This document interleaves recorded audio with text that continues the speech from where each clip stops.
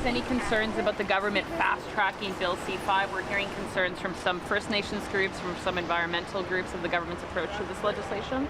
I think people are concerned with the direction Canada's going on, the amount of people that are unemployed, and they want to see our government do something that's going to deal with these serious issues, and that's where they want me to put my focus. But do you think a couple days of 12-hour hearings is enough for legislation that affects so many different levels of jurisdiction? I mean, the AFN is pushing back pretty hard on this. Well, certainly all of the issues and all of the areas that are mentioned in the bill for consultation are going to be part of this as it moves forward. So we will make sure it's very important that the Indigenous community in particular are part of this. They're not an afterthought.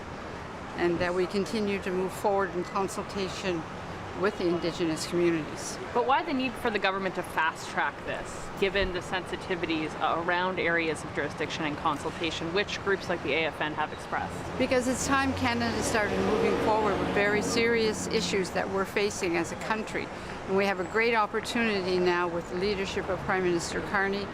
The Conservatives are working with us. We all know that we need to. It's an opportunity for Canada to really become the economic engine that we know it can be, in consultation with all of the various groups that matter to us. How do you see the Conservatives working with the government? This hasn't been to committee yet. We don't know what's going to come out there. There's obviously opposition there. How do you say the Conservatives are working with you on this? They understand the importance of this, but they also understand this is an opportunity of a lifetime to really move Canada forward in a leadership role.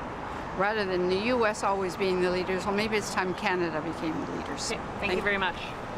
The Bill C-5 and you're riding it all. What have you heard about that bill? Which one's C-5? You got to remind me. That's the one Canadian economy, the fast-tracking of major infrastructure and energy projects. Yes, I've got a lot of concerns about some of the immigration measures, some of the fast-tracking things. Yes, I've heard about it. Sorry, the immigration, is that bill, that's the Strong Borders bill. This is about Oh, this is a separate one. But have you heard, but on the question of the fast tracking of major energy and infrastructure, have you heard concerns on that? Yeah, I've heard concerns. What are specifically, what are people worried about? Well, people are worried it's going to be used to kind of push projects through without sufficient environmental controls, oversight, input from Indigenous communities. That's not my understanding, and I think given our government's orientation, I don't think that is at all what it's intended, but I've heard those concerns. Do you think the government trying to fast-track this legislation through inflames those concerns, just how quickly the process is moving to get this bill into law? Perhaps, but on the other hand, there's an upside to that. I think people want to see change. I think people want to see movement. I think people want to see major projects approved. And so, I mean, it's a bit of it's a balancing act, right? I mean, yeah, maybe longer period of discussion, but on the other hand, that's kind of the problem to begin with, how long it takes in order to actually get things accomplished. So do you support the government fast-tracking this bill?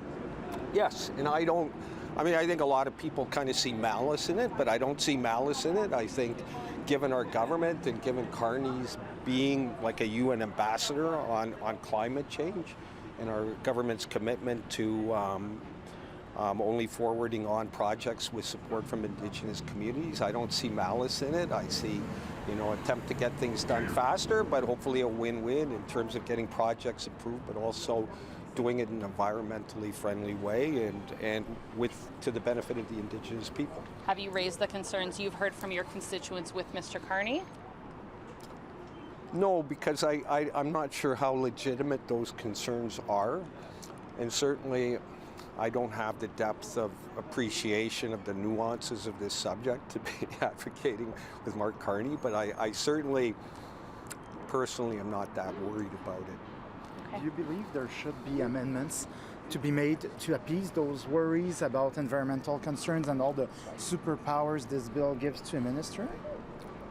I have to say I'm not familiar enough with the details in the process to be able to intelligently comment on that.